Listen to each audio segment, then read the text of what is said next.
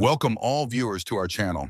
We are glad to see you here where we share amazing stories from people's lives. Each of you is important to us and we will be interested to know what country and city you are from. Please write about it in the comments. Now let's move on to our first story. Brownsville was a city of contrasts. Narrow streets with faded asphalt and colorful houses, some decorated with graffiti, hid many stories. Some were filled with pride and hope, others with bitterness and injustice. As the sun set, its golden rays illuminated the old water tower in the center of town, a symbol of resilience for those who had lived there for decades. The city's black residents often joked that the tower was older than the promises of justice politicians had made over the decades. It stood as a mute witness to all the troubles they faced. Brownsville was divided into two parts, the west side and the east side. The west side was prestigious, neat houses with manicured lawns, shopping centers, in modern schools. It was home to predominantly white families who did not often cross the border that separated them from the east side of town. On the east side, where Aisha Thompson lived, life was very different. There was a bustling marketplace where the smells of spices, fried food, and dust rising from the road mingled. People here knew each other, and that was both a blessing and a curse. If someone made a mistake, the whole neighborhood knew about it. But the main difference was the attitude of the authorities. The police rarely showed up on the east side, and more often than not, it was not to protect the residents, but to find someone to blame for the next crime. Black families were used to having their complaints rarely addressed and their problems treated as something normal. This was the environment in which Aisha grew up. She was the oldest of four children in the Thompson family. Her mother, Gloria, worked as a nurse, often filling in for co-workers on night shifts to make ends meet. Her father, George, had worked as a truck driver for many years, but had suffered a back injury and was now forced to stay at home, relying on a modest pension. Aisha was motivated and inquisitive from childhood. Her younger siblings called her our scientist because she spent hours in books trying to understand chemical formulas and physical laws. Her dream of becoming a biotechnologist was born after her younger sister, Kira, became severely asthmatic. Aisha wanted to invent medicines that could change the lives of people like her sister. Every morning before she left for university, she helped her mother prepare breakfast for the family and made sure Kira took her inhaler with her. Her day was timetabled to the minute, classes, working in the cafe in the evenings, and studying for exams at night. Despite her fatigue, she never complained. "Someday I'm going to make this world a better place, Mom," she told Gloria, falling asleep on the kitchen table, surrounded by her textbooks. Aisha believed that education was her ticket to a better life. She knew the road would be difficult.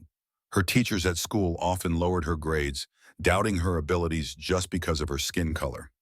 When she won a scholarship to attend university, many in her neighborhood thought it was a mistake, that people like her don't succeed. But Aisha never gave up. Her determination inspired others. She held Saturday classes for children in her neighborhood, explaining math and science to them. She believed that by showing children that knowledge is power, they could go beyond the stereotypes imposed by society. "Can you see the stars, Kira?" she once asked her sister, pointing to the sky. "They are so far away, but their light reaches us. We are the same. Even if someone thinks we're small and invisible, we can still shine." But in Brownsville, reality could not be ignored. The city lived under the oppression of unspoken discrimination. Every achievement by a black resident was seen as a challenge. Gloria often warned her daughter, "Be careful, Aisha. You're smart, and not everyone likes that." These words spoken in a warm family kitchen seemed too far removed from reality, but they would soon become prophetic. The night Aisha walked home from her evening shift at the cafe, she didn't know that fate had decided to test her mettle. In the light of the street lamps, the city seemed familiar and calm. But around the corner on Lincoln Street, a tragedy was about to happen that would change her life forever. Brownsville had never been a quiet town, but that night the silence seemed special. On Lincoln Street, one of the busiest streets on the east side of town, the silence was broken only by the occasional sound of footsteps and the rustle of leaves being driven by the wind. No one knew that this night would be the beginning of events that would shake the city to its core. Michael Johnson was a local legend. His deep voice and saxophone playing drew crowds to the little bar on the corner of Lincoln Street. He was only 35, but he was already considered a symbol of hope for East Brownsville. Michael often said, "Music is our voice. We can't be heard. We can play so loud that we can't be ignored." That night, Michael was on his way home from a gig. He left the bar late, alone, with an instrument in one hand and a bag of dinner leftovers in the other. Surveillance cameras recorded him crossing the street toward his home. 10 minutes later, his body was found near the diner. He had been stabbed to death, and no one heard a scream or struggle. The killer had taken his wallet and disappeared into the darkness. When the news spread through town, it was like a lightning strike. The people of East Brownsville took it as a personal loss. Michael wasn't just a musician, he was a friend, a mentor to young people, a voice that inspired everyone to fight for a better future. At that time, Aisha was walking home after her shift at the cafe. Her way was through Lincoln Street. She was walking fast, tired after a long day of work, thinking about tomorrow's lectures and session. As she passed the diner, she noticed something strange.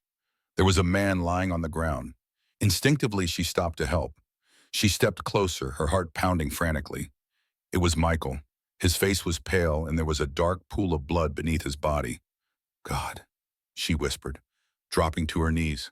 Aisha wanted to help, but realized there was nothing she could do. She pulled out her phone to call the police. When she dialed the number, her fingers trembled. At that moment, she heard the sound of a car, and the headlights of a patrol car illuminated her. The policeman stopped, ran out, and pointed flashlights at her. "Hands up! Don't move!" yelled one of them. Aisha tried to explain. "I just got here. He was already lying here. I wanted to help." But the policemen weren't listening. Her hands were cuffed, and Michael's face disappeared from her sight as she was led roughly to the car. Police found only a few pieces of evidence at the scene. Surveillance cameras recorded a shadow running across the street shortly before the murder, but the footage was so blurred that it was impossible to make out details. Footage from another camera shows Aisha walking across the street and stopping near the body. This footage became the key proof for the police of her involvement. They didn't bother to check that the recording was made a few minutes after the murder. Everything seemed obvious to them. A black woman at the crime scene, blood on her hands from touching Michael's body, and a disturbing call to the police. That was enough. In the morning, the news of Michael's death and Aisha's arrest spread throughout the city. In the western part, the residents shook their heads, taking it as further proof of the dishonesty of the people in the east. The east side was seething with anger. Those who knew Aisha could not believe that she was guilty. Her friends and neighbors knew her as a girl who devoted her life to studying and taking care of her family. "That's impossible. Aisha is our pride. She couldn't have done it," said Mrs. Carter, an elderly neighbor of the Thompson family. But the police didn't listen. They announced that the case was closed and the suspect was detained. For Aisha's family, it came as a shock. Her mother, Gloria, floundered between trying to calm the younger children and having to hire a lawyer. Her father, George, seemed devastated. "They'll always find someone to blame," he said bitterly. "But why our girl? Why Aisha?" Aisha in her cell could not believe what was happening. She repeated over and over again, "I wanted to help. I didn't do anything." Meanwhile, journalists began digging deeper. Kevin Brown, a reporter for a local newspaper, was the first to point out the contradictions in the case. He knew Michael personally and did not believe that Aisha could be guilty. He noted that police ignored other evidence, including shoe prints that didn't match Aisha's foot size and testimony from people who saw an unfamiliar man near the bar. But despite these findings, the pressure on Aisha grew. She was about to face a trial before a judge known for his bias. The morning at the Thompson house began with screaming. The noise of cars and a loud banging on the door woke the whole family. Aisha, who had managed to sleep only a few hours after the night's interrogation, ran out into the hallway barefoot, not knowing what was happening. "Open the door! It's the police!" came a voice from outside. Aisha's younger sister, Kira, clutched at her mother's arm, trembling with fear. Gloria, confused but trying to remain calm, went to the door and opened it. The next moment, the policeman rushed inside. "Where is Aisha Thompson?" one of them asked sharply. Gloria shushed the children. "What do you want with my daughter?" "She's in custody on suspicion of the murder of Michael Johnson. We have received an arrest order." Aisha stepped forward, stunned by what she heard. "It's a mistake," she said quietly, trying not to panic. I didn't do anything. I just called the police to help. That's for you to tell in the interrogation, the policeman replied, not even bothering to look at her. She was taken outside in handcuffs. Neighbors gathered outside their homes to watch. Mrs. Carter stood on the porch, clutching her apron, unable to believe her eyes. "Are you out of your mind?" she shouted. "That girl has never hurt a fly in her life." But the police paid no attention. At the station, Aisha was led into an interrogation room. Cold lamplight, a shabby desk, and two stern detectives who looked at her as if she were the enemy. "We know you were at the crime scene," one of them began, spreading out the photos in front of her. The photos captured shots of her standing over Michael's body. "I was just walking home. I found him there and I wanted to help," Aisha repeated. "Did you know Michael Johnson? Did you have any conflicts?" The second detective asked, ignoring her words. "I only knew him as a musician. He was a friend of our neighborhood." "How can you think I could—" "Don't pretend innocence," the first detective interrupted. "We've seen cases like this. You're not the first to deny it and then confess." For hours, they pressured her to confess. They told her that if she confessed, she would get a shorter sentence, that her family would be proud that she had helped justice. Aisha, exhausted but stubborn, did not give them what they wanted. When she was finally taken to her cell, she felt broken. Her hands were shaking, her eyes stinging with tears, but she didn't let herself cry. "They can't do this to me," she whispered to herself. "It's all a mistake. It has to be a mistake." But the more she repeated it, the more she realized that the system didn't care that the truth was on her side. News of her arrest spread quickly through Brownsville. People on the east side of town were outraged. "She's a student. She's been working and studying. How could they?" Mr. Henderson, the owner of the store where Aisha often bought study materials, was outraged. Young people began to gather in front of the Thompson house. They shouted slogans demanding justice. Homemade placards appeared that read, "Free Aisha." However, the west side of the city had a different attitude. Their newspapers had already begun to publish headlines claiming that police arrested a suspect. This gave white residents an excuse to talk about the natural criminality of the eastern part of the city. "I've always said that something needs to be done about these neighborhoods," a local politician said in an interview. Gloria Thompson felt her world crumbling. She was ready to fight for her daughter, but realized that her financial resources were not enough for a good lawyer. "We'll find a way," she coaxed her husband George. "I won't let them destroy it." Meanwhile, neighbors began collecting money to help. Some brought food so that the family could focus on the fight. Mrs. Carter called journalist Kevin Brown and told him everything she knew about how Aisha had been detained. "This is an injustice. We can't keep quiet," she told him. Kevin decided that this case should be investigated to the end. This chapter ends with a scene where Gloria looks at pictures of her daughter. One of her daughter, a little girl with a smile, the other of her daughter, arrested, humiliated, and broken. She realizes that they have a long and difficult road ahead of them, but she is determined to fight.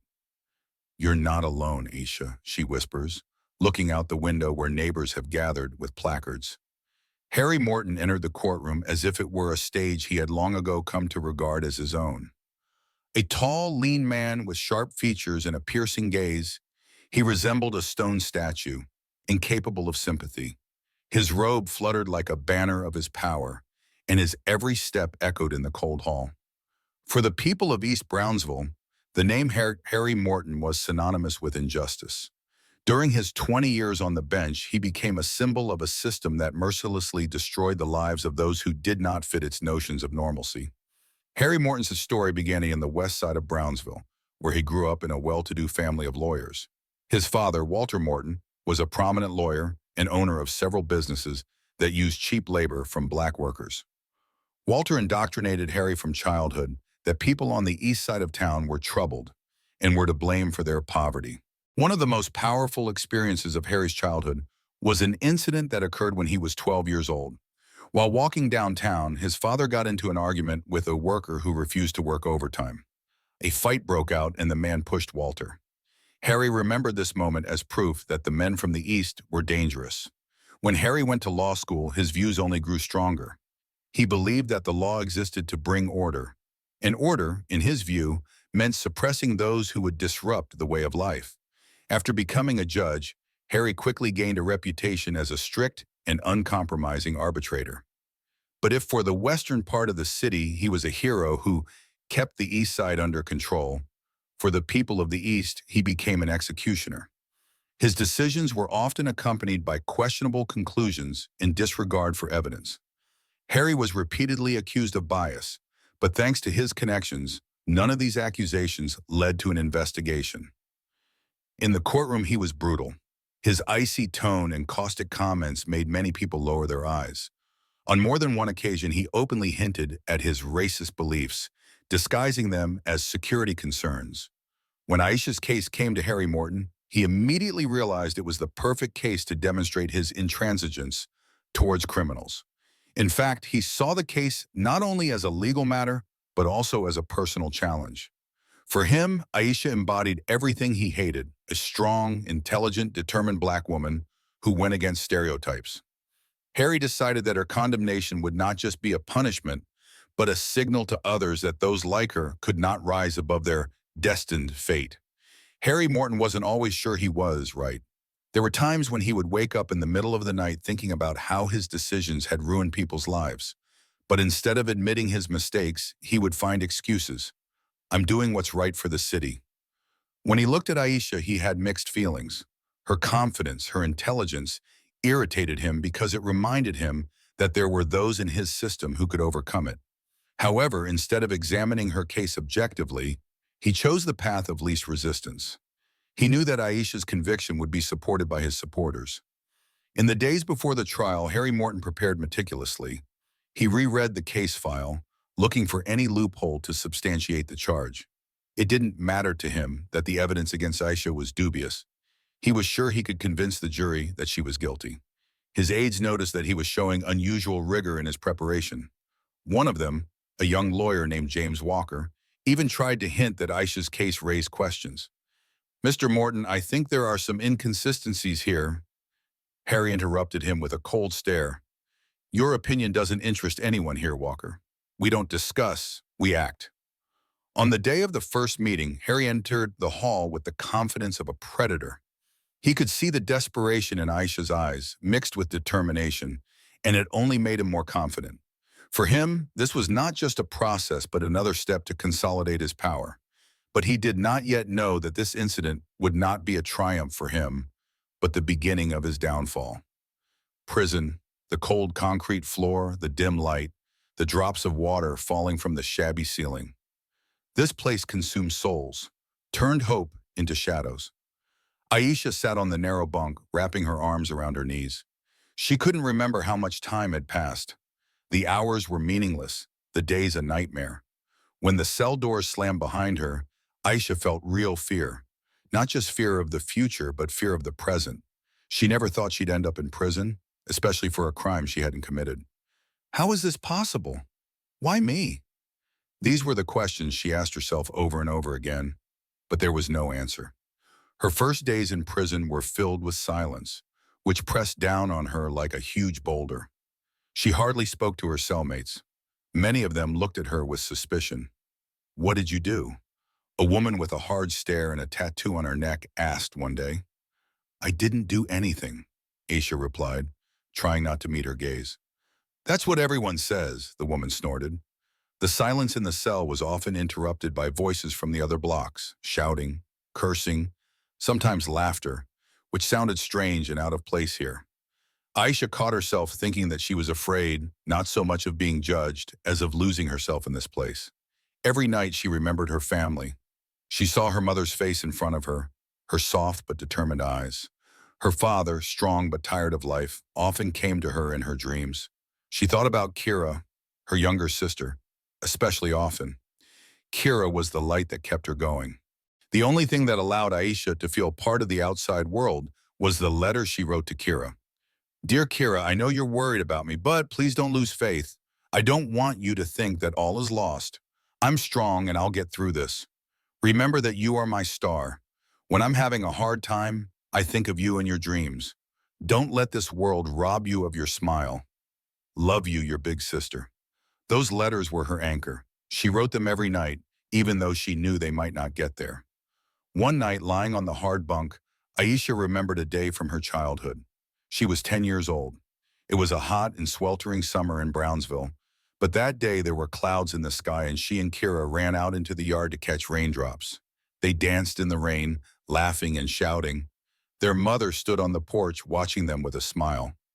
It was one of those rare moments when the world seemed perfect. "You've always been so strong," Aisha whispered to herself, trying to remind herself that she could make it through this ordeal as well. Despite the cruelty of the system, Aisha found the strength to fight. She noticed that even in this place, there were people who tried to help. One of the guards, an older woman named Miss Ellis, sometimes left her extra sheets of paper for letters. "You're not like them," she once said, holding out a pen to Aisha. "Thank you," Aisha whispered, surprised by her kindness. These small acts of humanity reminded Aisha that the world outside the cell still existed, and there was good in it. Every day in prison was a struggle to keep herself, her faith, and hope alive. Aisha knew that she was going to go through a trial that could break anyone, but she also knew that if she gave up, she would betray not only herself, but also those who believed in her. Her inner voice grew stronger. "They can't take away my truth. They can take away my freedom, but not who I am." The Thompson house was no longer the same. Where once there had been the laughter of children and the cozy crackle of the television, there was now a silence filled with anxiety. Gloria Thompson sat at the kitchen table, covered with newspaper clippings, letters, and photographs. She had never felt so helpless before, but she had no time for weakness.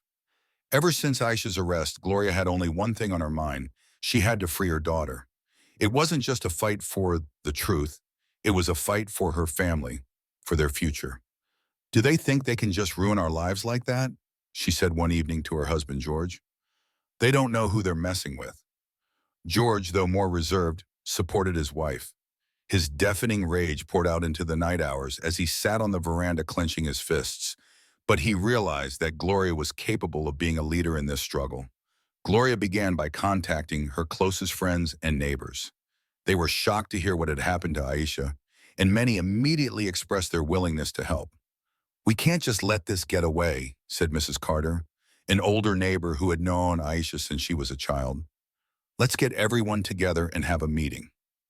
Soon the small living room of the Thompson house became the headquarters of their resistance.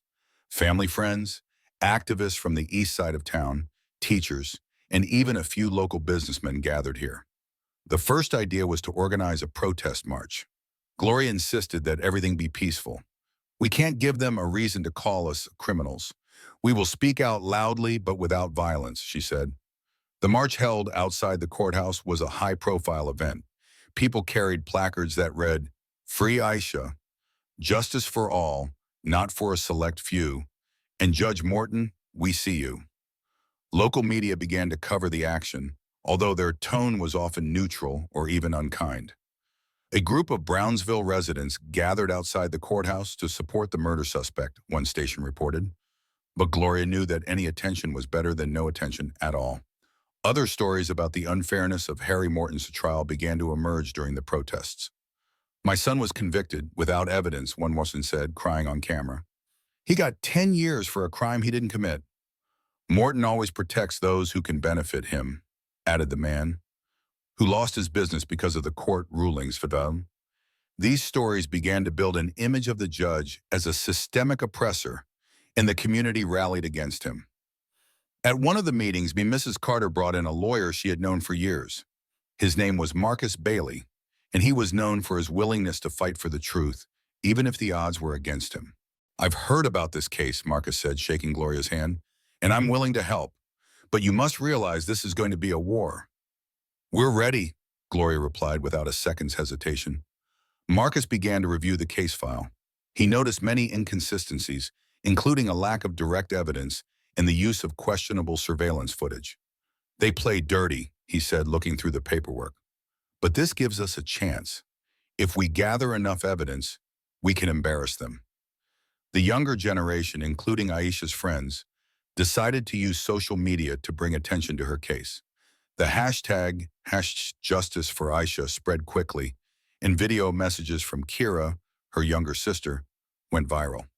"My sister is kind and smart," Kira said on camera, tears streaming down her face to Bremon. "She would never do anything like this. Help us bring her home." These efforts led to Aisha's case being discussed outside of Brownsville. The Thompson home became a place where people found inspiration and support. A family that had always been strong was now indestructible. "We're not just fighting for Aisha," George said one evening, looking out at the gathered crowd. "We're fighting for everyone who has been broken by this system." In the final chapter, Gloria stands on the doorstep of her home, looking out at the gathering of people who have come to support their family. She feels a power growing inside her that she didn't even know existed. "We'll get justice," she whispers to herself, clenching her fist. Kevin Brown was a journalist with 20 years of experience at the local newspaper, the Brownsville Times. He was known for his integrity and his desire to seek the truth even where it was dangerous. Kevin always saw journalism as an instrument of justice and defended it honestly into his last breath. But after Aisha Thompson's arrest, he realized he had more to do than just write articles. Kevin received an anonymous email with videos and photos that showed discrepancies in Aisha's case, materials that were ignored by law enforcement and the court could have been key evidence. "We need to tell the truth." Kevin read a message signed with just one phrase: "Don't let the system win." Those words filled his heart with determination. He knew that if he kept silent now, he would be betraying everything that journalism meant to him. Kevin decided to start his own investigation. Kevin went to the Lincoln Street neighborhood, the place where Michael Johnson's murder took place. Here he began looking for witnesses and people who might have seen or heard something important. He found Kimberly Davis, the owner of a small store on the corner of the street. She was among the first to hear the gunshots that fateful night. "I saw silhouettes," Kimberly recounted, her voice shaking with the memories. "One person was running away, and the other was too close to where it all happened. But the police told me not to see or say anything." Kevin was recording everything on his tape recorder, trying to catch every word. He noticed that Kimberly's hands were shaking. She was afraid of the local police. Later, Kevin went to the technical center where the surveillance videos were stored. There he met with Josh Miller, a senior video surveillance specialist. Josh was a local guy who had grown up in the same neighborhoods as Aisha and knew how the system could be brutal. "Look at this." Josh opened the computer and showed a snippet of footage. The video showed two men appearing in the darkness. One of them quickly ran off toward the parking lot. The other stopped at a streetlight. The time on the footage didn't match the official police version. "Why did they delete that video?" Kevin asked, looking at the footage. "Most likely because of Judge Morton," Josh replied. "He controls a lot of things in this town, and if you start digging deep, there's trouble waiting for you." Kevin arrived home late at night. He was parking his old, shabby car when suddenly two men emerged from the darkness. They were tall and broad-shouldered, their eyes burning with a cold light. "You're digging too much, Kevin," one of them said, a smile on his face. "It would be better for you if you left this story alone." One of them grabbed Kevin's arm and pushed him into the wall. His head hit the wall, but Kevin did not lose consciousness. He looked into the eyes of his attackers and answered, "I won't stop until I know the truth." The men hit him again and disappeared into the shadows. Kevin fell to his knees, blood running down his forehead, but there was fortitude in his eyes. Despite the threats, Kevin continued his investigation. He went to the local Crime Victims Support Society. There he met Michael James, the brother of one of the guys convicted of murder in Brownsville. Michael talked about the pressure from the police and their attempts to convince him to give false testimony. "They say that if you don't cooperate, your life could get even harder." Michael's voice trembled. "But I can't keep quiet anymore." Kevin wrote it all down and sent the material to his editor at the newspaper. Local activists have also begun to unite. Photos and videos began to appear on social media, with Brownsville residents sharing their stories of injustice and struggles against the system. Protests, actions, and gatherings became a daily reality. "We are a community, and we're not going to let this judge do what he wants," activists shouted at rallies outside the courthouse. Despite everything Kevin had been through, he continued his investigation. His wounds were healing and the certainty of the truth burned in his eyes. He knew his time might be limited, but that couldn't stop him. That evening, sitting at his computer, he wrote an article titled, Truth Against the System: Why Aisha Thompson Deserves Justice. This article was the beginning of a new wave of struggle. Kevin Brown's voice united people from across the city in a common goal: to bring Aisha home, to restore justice, and to break down the wall behind which Judge Morton hid his dark power. Gloria Thompson stood in Brownsville's Central Square. She was surrounded by tens of thousands of people gathered here in defense of Aisha Thompson. The atmosphere was tense but determined. Gloria felt that their voices could not be ignored now. She knew that every word, every placard, and every step in this protest was bringing them closer to justice. There were loud speeches from activists and community leaders in the square. The leader of the Afro Community Council, Dr. Elwood Davis, took to the makeshift stage, raising his hand in solidarity. "We're not just here for Aisha," his voice sounded confident. "We are here for every single person who has been affected by this system. We're here for our rights, for justice, and for the future of our children." The crowd reacted with raucous applause and shouts. These were residents who had lost relatives, who had been cheated by the Morton court, who had been forced by life to fight for every piece of justice. But it wasn't all smooth sailing. The city's police were ready for a tough defense of the judiciary. Suddenly, as protesters began marching toward the courthouse, a wall of law enforcement in full uniform appeared. There was a deployment of water cannons, shields, and rubber batons. "Step back!" shouted the police commander loudly, pointing his hand in the direction of the protesters. "We will enforce order." But the people did not back down. Gloria Thompson stepped forward, holding a large banner with Aisha's picture and the words "Justice for Aisha." "We're not afraid," Gloria replied. The first clashes took place. Water cannons were turned on and a strong stream of water hit the protesters, but they did not lose heart. People held placards high in the air, despite their wet clothes. Rubber truncheons were hitting their bodies, but some of the activists still continued to stand up and speak the truth. Journalists from across the country traveled to Brownsville. Television cameras captured moments of the clashes, interviews with protesters, and Gloria Thompson's public appearances. The national news discussed how Gloria, despite her age and personal pain, became a symbol of the struggle for rights and justice. Gloria Thompson is a mother who became a leader in the fight against oppression, the news report said. Social media was also flooded with photos and videos. The hashtags #JusticeForAisha and #BrownsvilleProtest trended across the country. Thousands of people from across America supported Brownsville. However, the internal conflicts did not stop. Gloria continued to meet with the families of those who faced injustice. She supported them, told their stories, and gathered information that could be used in court. But Gloria knew the enemy wasn't just the system. In her own neighborhood, there were those who tried to destabilize the protests, unknown provocateurs with ties to the local police or Judge Morton's supporters. One day in the dark, someone tried to set fire to the protesters' headquarters. Fortunately, no one was hurt, but it was a wake-up call. Despite the pressure, Gloria remained at the center of the protests. She spoke to thousands of people, emphasizing the importance of unity and steadfastness. "We won't hide our heads in the sand anymore," she shouted into the microphone.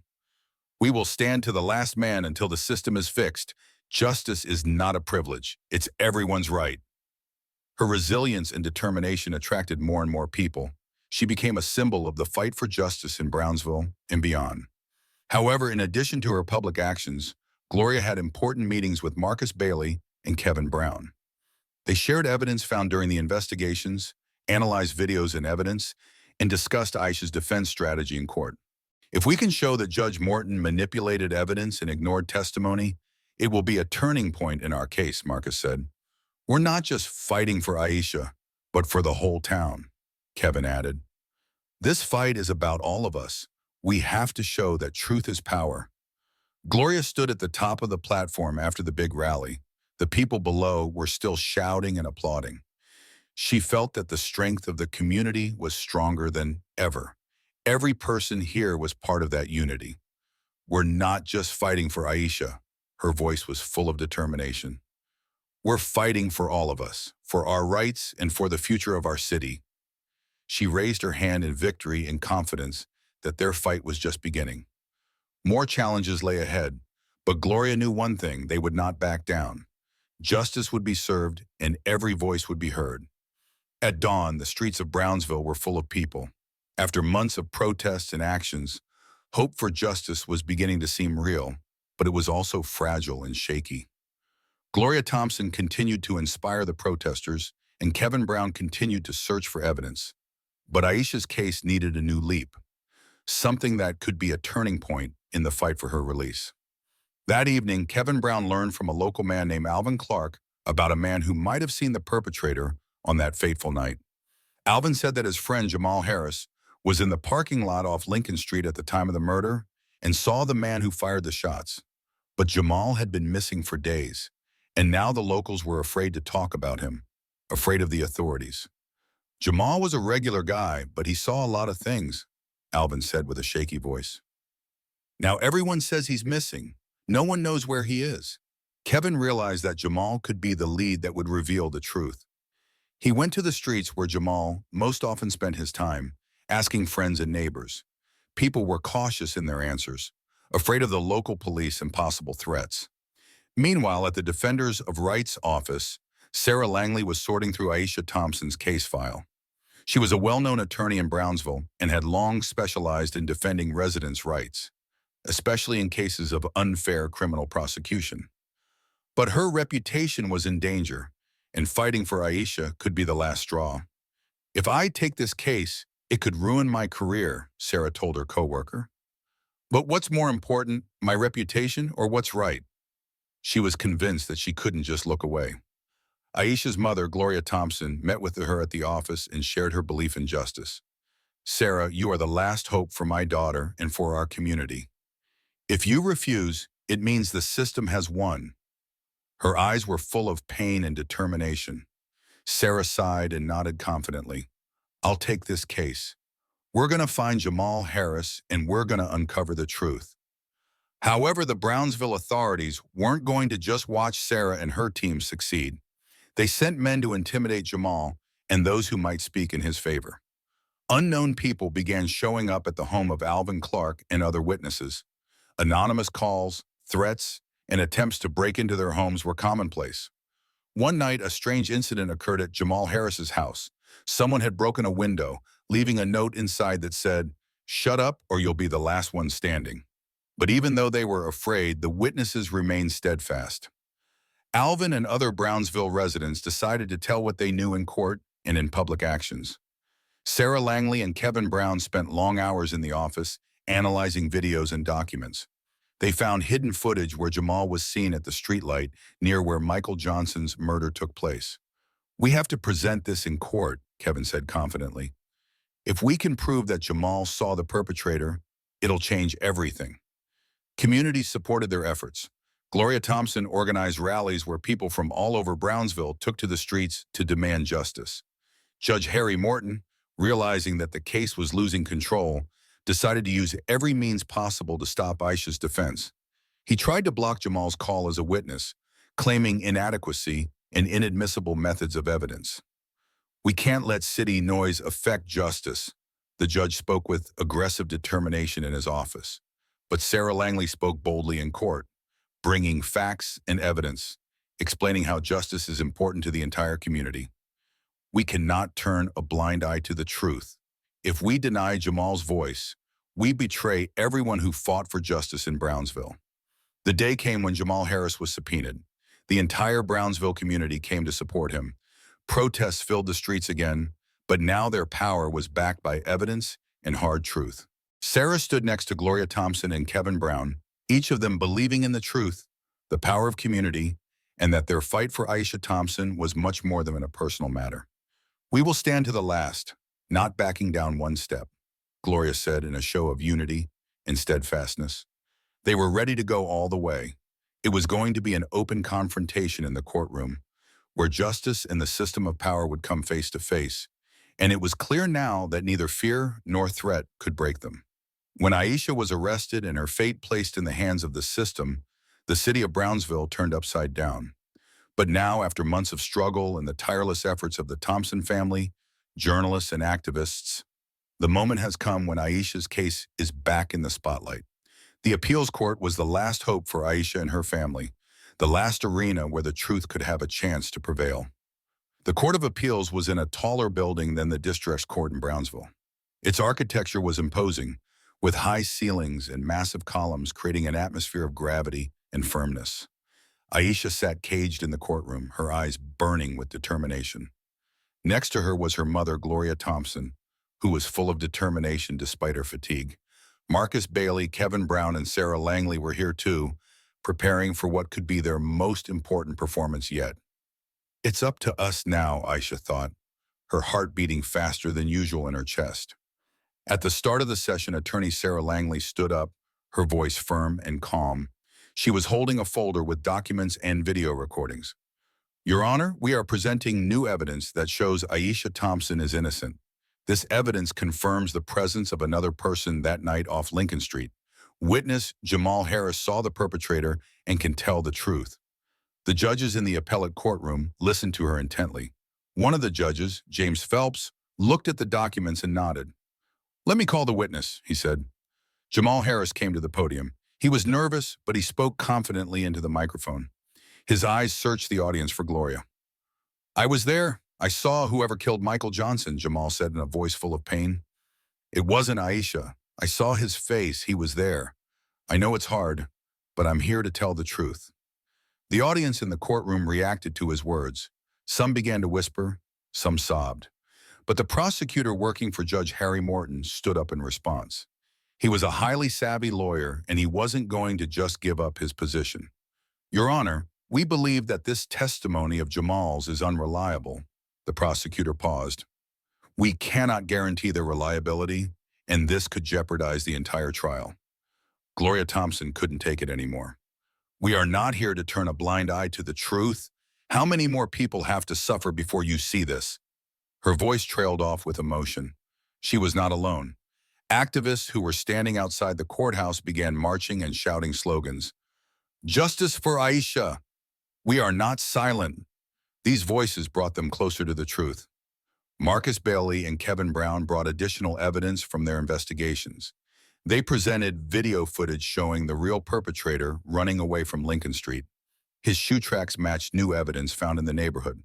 "Here are the tracks. They lead directly to another house on the next block," Marcus explained to the court, showing the map and photos. "We must find the truth together, or justice in our city will perish," Kevin backed him up. This evidence made many in the courtroom think. The support they received from the local community helped them overcome their doubts and fears. Aisha, sitting in the cage, thought about her mother and sister. She remembered their conversations, their dreams of becoming a scientist and returning to her community to make life better for everyone. "I can't give in to a system that wants to break me," Aisha thought as she looked at Gloria. "I will fight for those who believe in me." Gloria nodded to her daughter in response, their gazes meeting for a moment. It was a transfer of strength and faith. The court session was drawing to a close. The judges retired to the deliberation room to make their decision. Sarah Langley, Gloria Thompson, Kevin, and Marcus waited, their hearts beating in unison. When the judges returned to the hall, their faces were serious. "We accept all evidence and testimony presented and move Aisha Thompson's case to a new trial for further proceedings," Judge Phelps announced. This news caused a tumultuous murmur of approval in the hall. The community felt that they had won the battle, although the war was far from over. Outside protests continued, but now they were more organized and determined. The Brownsville community was more united than ever before, all ready to fight to the end. Gloria Thompson, Sarah Langley, Kevin Brown, and Marcus Bailey were now at the center of this struggle. "We're not just fighting for Aisha, we're fighting for the future of our community, for the truth to win," Gloria said. Ahead of them lay even greater challenges and clashes with a system that refused to fall. But now they were not alone. Their strength was in their unity, in truth and in the unshakable belief that justice prevails, no matter what. The news of the appeals court decision spread like lightning through Brownsville. Aisha had been released after months of incarceration, and now she stood before the front door of the courthouse, her eyes filled with tears of freedom and long-awaited truth. The Thompson family surrounded her, their faces full of emotion. Gloria Thompson hugged Aisha so tightly that she almost couldn't let go.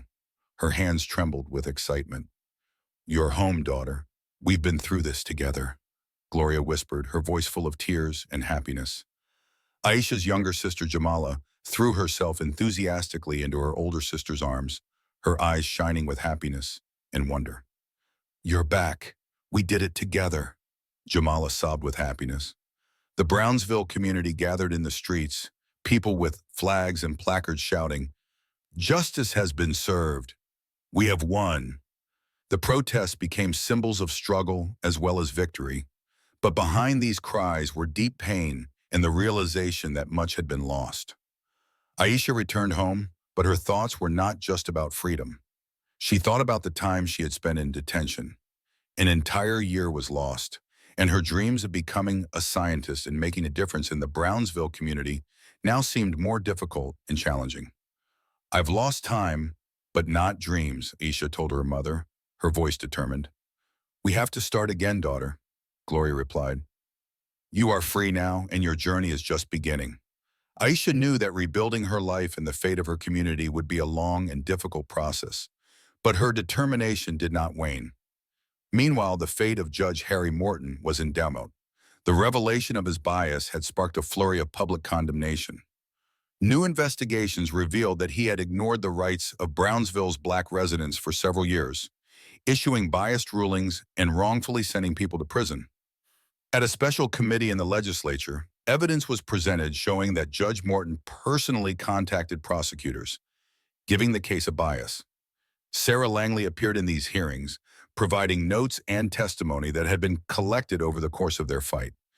Harry Morton was a symbol of injustice in our city, but today we can say that Brownsville deserves fair and just justice, Sarah spoke into the microphone. As a result, Harry Morton was suspended from his position and sent under investigation. His reputation was completely ruined. Jamal Harris, the one who was a key witness in the beginning, has finally come out of the shadows. His personal life was ruined by fears and threats, but he found the strength to come back and speak the truth. I saw the man who killed Michael. I'm glad I could tell it now. Let the truth be the beginning of change for Brownsville, Jamal said in an interview with local news. The community began to rebuild. Residents organized teen support programs, educational initiatives, and neighborhood revitalization events. Activists and residents worked together to make Brownsville a better, safer, and fairer place for all. But despite the victory, there was bitterness at the loss of time. Aisha knew that her studies and the career she dreamed of building would be much harder because of the lost year in prison. I can't bring back the past, Aisha thought in her room, but her eyes burned with new determination. But I can make the future better. She began teaching classes to local youth, inspiring them to learn science and strive for things that previously seemed impossible. Aisha wanted to become a scientist who not only worked in the lab, but also gave back to her home community by making life better for everyone. Now, Brownsville was not just a city, but a symbol that justice could be served. Communities worked together on projects to improve infrastructure, education, and social support. Gloria Thompson became a community leader, inspiring residents and working with city government. We are building not only buildings, but a belief in a better future, she said at every meeting. Although Aisha was free, her struggle was far from over. She realized that rebuilding the city would take time and effort. But Aisha knew she had a new mission in her heart to restore her faith in education, in the power of community, and in the fact that every voice matters. The Brownsville community embraced a new belief in justice, collective strength, and a future where everyone could dream and achieve. Aisha stood in front of her new study board, smiling at her students. She knew that her journey was just beginning, but now she was sure that justice was not just a dream, but a reality that she could move towards step by step. We will regain everything we have lost, but we will do it together. For the future of our community, Aisha told her students, the light in her eyes a shining example of struggle and victory. Aisha was up early in the morning, her eyes still fixed on the prison walls. But now a different light burned in them. She was sitting in the kitchen with Gloria and Jamala, discussing a new plan for Sunday's assembly at the local school. I want to do something more for our community, Aisha said, her voice full of determination. We have to change the education system, to give our children the opportunity to see a future where they can become scientists, engineers, leaders. Gloria nodded, her face reflecting pride and concern. We started with small steps, but now it's time for big changes. You are an inspiration to many, Aisha. You are a light to those who are losing faith, Gloria replied. Aisha began teaching classes at Brownsville Middle School. She brought science materials, demonstration kits, and books about science and technology. Aisha didn't just teach, she told students that their dreams could become a reality. You can be whoever you want to be, but you need hard work, knowledge, and support. Together, we can build a future where everyone has the opportunity to succeed, Aisha said, her eyes shining with confidence. Many students began to believe in themselves and see their talents and capabilities for the first time. Aisha organized science and technology clubs where young people learned programming, robotics, and explored laboratory experiments. Aisha and her mother, Gloria, continued to work on social projects to improve life in Brownsville. They organized mentoring programs for young women, inviting successful women from different fields, scientists, engineers, activists, entrepreneurs. We have to give our girls the belief that they can do anything they want to do. They can become anything if they know that their dreams are their path, Aisha said at an event at a local center. The community responded not only with support, but also with active participation in projects.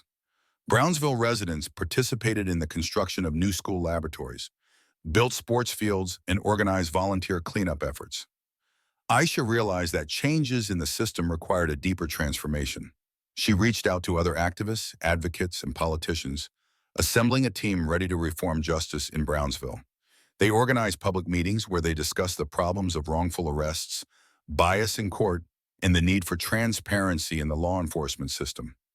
Aisha wrote an open letter to the local legislative assembly proposing specific changes to laws and regulations that protect the rights of all city residents. We can no longer turn a blind eye to injustice. It's time for change that will serve everyone in our community, every resident of Brownsville, Aisha wrote. Aisha resumed her studies and returned to university, where she began studying chemistry and social sciences. She aspired to become a scholar and a reformer at the same time, combining scientific knowledge with social activism.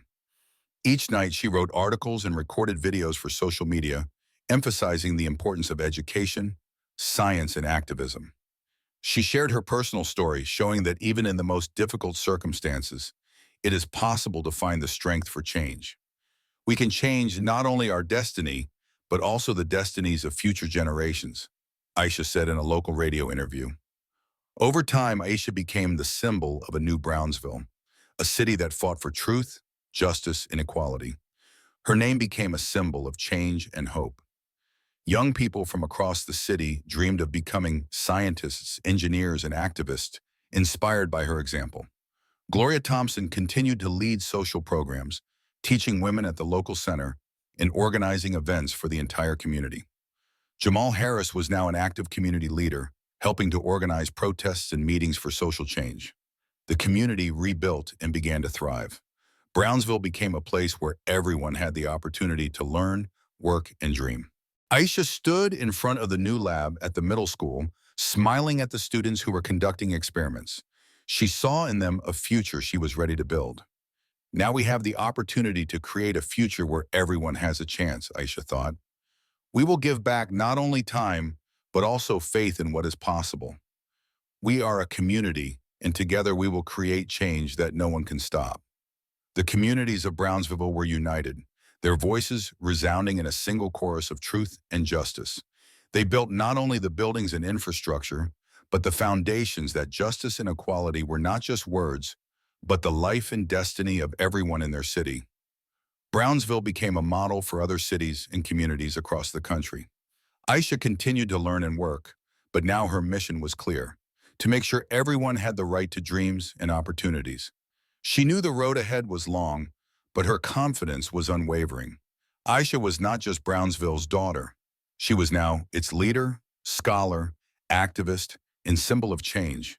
She knew that the city of her life was now a place where everyone could believe in a better future, where justice was served and dreams became reality. Thank you for your attention and for letting this story be a part of your day. Take care of yourself and your loved ones. See you again.